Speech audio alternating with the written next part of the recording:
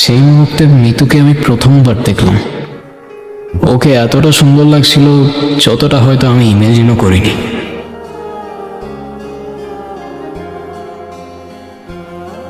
জানলা কিভাবে আমি এখানে থাকবো?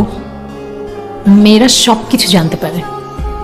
আচ্ছা, তুমি না বলছিলা আমাদের যেদিন প্রথম দেখা হবে তোমার ফেভারিট জায়গাগুলো তুমি ঘুরে দেখাবো আমাকে?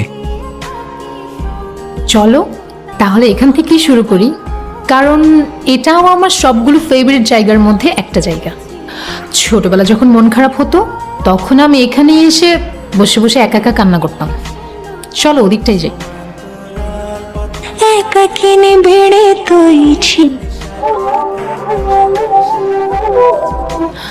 আমি প্রথমে ভাবছিলাম তুমি মজা করতেছো, তুমি যে সত্যিই আসবা আমি ভাবিই নাই। তুমি আসতে বলছো আর আমি না এসে পারি?